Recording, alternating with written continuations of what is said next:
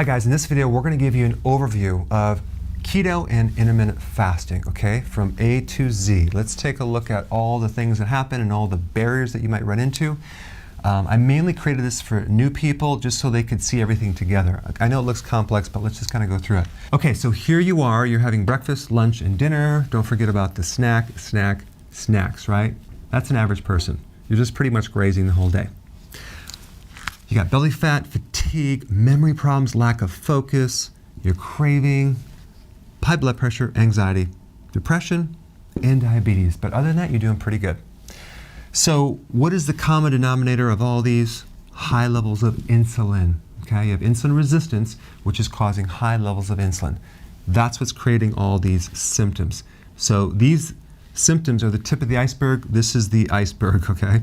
So we have to fix this. The way we do it is through keto, because keto is going to lower the carb and it's going to reduce the insulin, all right? Intermittent fasting works because you're going to eat less frequent, not the amount, but less frequent, because every time you eat, you trigger insulin. So the combination works really good to lower insulin. Okay, so you're going to start it, right? Okay, so now between day 1 and day 3, you may go through a little transition period, which you're going to feel some symptoms of low blood sugar, and that would be lightheadedness, hunger, and cravings, maybe a headache. You have to realize it's temporary, and if you give up right here, you're going to lose the benefits of all the great things down the road. So just realize it's going to happen and just hang in there, but you can actually increase potassium and B vitamins to make it even smoother. I recommend electrolyte powder and nutritional yeast tablets. Okay, so for this we're going to do 3 meals only, no snacks, because we're transitioning from sugar to fat. So when you make the transition, you're going to make new cellular machines that run on fat and not sugar anymore, okay? That's keto adaptation.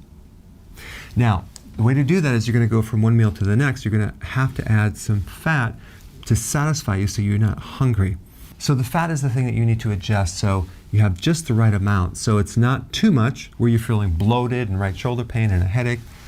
And you have just enough to go from this meal to this meal when you're satisfied. Okay, so you're gonna play around with that and adjust that.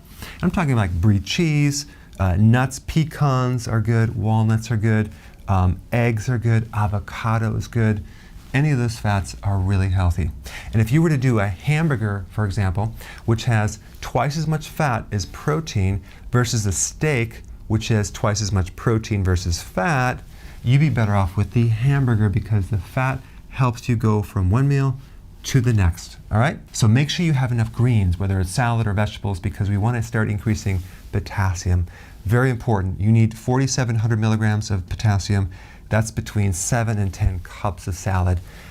That's a nutrient-dense food to allow the hunger to go away because your body's finally going to be satisfied of nutrients, okay? So you're not eating these empty calories.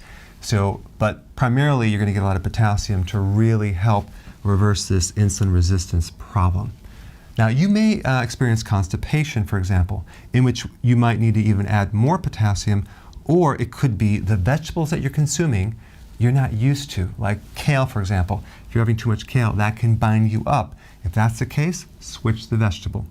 But let's say you have keto fatigue and you're tired. That usually means low salt, so add some more sea salt. And by the way, when you're doing a ketogenic diet, you need about 1 teaspoon of sea salt every single day, compared to over here, you need about 1/4 of a teaspoon. Okay, so we need more sea salt, not table salt, to actually prevent fatigue and help your body with the electrolyte sodium and chloride. All right, so we're going to do this for a while. We're going to get used to it. Now we're going to slowly graduate to 2 meals per day. The way we're going to do that is we're going to take our breakfast and we're going to start to push it forward. In other words, when you wake up in the morning, ask yourself, am I hungry? No. Good, go longer. Keep going longer and longer and longer. Because if you do this right, you wake up at night, you've been fasting all night, and now you're not hungry in the morning, push it further and further and further until you're at the lunch where you have no more breakfast and you're at 2 meals per day. So that's how we want to graduate slowly, all right? So don't eat if you're not hungry. Now, at this point, a lot of people mention, oh my gosh, I was losing weight on this and I stopped losing weight. You know, what's happening? Well, you don't want to go by your weight. Why? because a lot of people that do this, when you measure them, they are loaded with fat and they have low muscle density. They don't have a lot of muscles anymore. They basically have atrophy. And they think it's just all fat, but it's atrophy. So you're going to start growing more muscle, and all this protein is now retaining in the body. It's a little heavier, and that's why you're stop losing weight, because muscle weighs more than fat, okay? The best indicator for success is your waist circumference, okay? So measure your waist, and that should be shrinking if you're doing this correctly, all right? Now, sometimes you might experience high levels of something called uric acid. You might start noticing a gout symptom. It might not happen, but if it does, that is normal in this transition phase. Or you might, if you're susceptible to getting a kidney stone, you might notice a little pain in your lower back. That's because of higher levels of uric acid.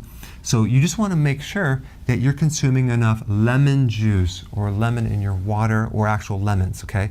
Lemon is a great thing to help flush that out and counter the effects of stones, gout, and this acid. Okay, so I recommend that. And also apple cider vinegar will also help this as well. Tablespoon in some water, drink it with your meals with a lemon, and you're good to go.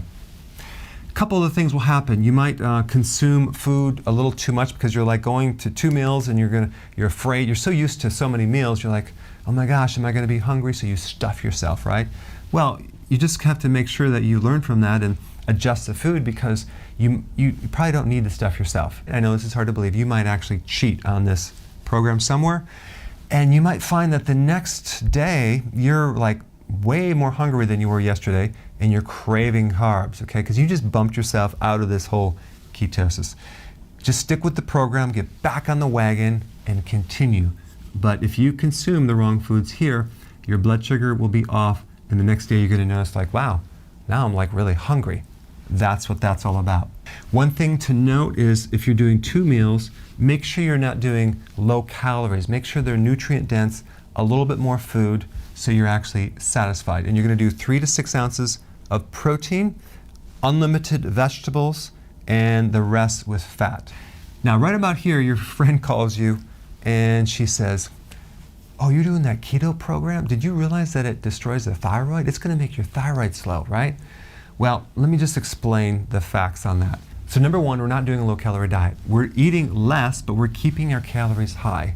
The second thing you need to know is that as your body becomes more efficient, the fuel is a more efficient fuel, the need for thyroid hormones are less. So you're not going to need as much thyroid hormones. So if it goes down a little bit, this is completely normal. You're not losing your hair. You're not having other issues. It's totally fine, especially if it's within the normal range. But your thyroid does not have to work as hard when you're doing intermittent fasting and keto, all right? Another thing is you might end up at the doctor to get your annual checkup and find that your cholesterol is high. Before you freak out and start going on a statin drug, realize fat is composed of triglycerides and cholesterol. So guess what? When you release the fat, your cholesterol has to come out. It has to go through the blood. It may increase temporarily, but the problem is most of the cholesterol in your body is made by your own body. Only 10% comes from the diet. So if you eat more, it makes less. If you eat less, it makes more. Our body basically makes about 3,000 milligrams of cholesterol every single day. So it needs it for hormones, it needs it for the vision, for the brain, for the nervous system, and to act as a band-aid to help heal any type of lesions on the arteries. The real problem is this high insulin that creates the inflammation and the destruction of your arteries. So if your cholesterol is a little high, this is a temporary thing. It's not an issue, and you want to keep your vegetables very, very high. I recommend that you watch some of my videos on LDL. I put some links down below. Okay, so from here to here, we're between 18 to 23 hours of intermittent fasting, okay? This is where we get into some serious fat burning. We get into something called autophagy. Autophagy is a condition where your cells are recycling old and damaged parts. It's cleaning up bacteria, fungus, candida, and mold. So it's like a self-cleaning action. And your skin's going to start looking better. It's going to be neuroprotective of your brain. You're going to actually have better memory, better mood, better cardiovascular function, and you're going to save a lot of money because you're no longer consuming 3 meals a day or 6 meals a day, you're doing 2 or even 1 meal a day. So you'll save between $300 to $600 a month. So you're welcome. So now you can see the big idea and the huge benefits that can occur. These things may not even happen to you, but I want you just to realize if they do, there's a solution. You've got to keep pushing through it until you get over here. All right? Thanks for watching. Hi guys, listen, I want to thank you so much for your wonderful comments. And I want to ask you if you wouldn't mind giving me your review on Google. I put a link down below. I'd really appreciate it. And thank you in advance.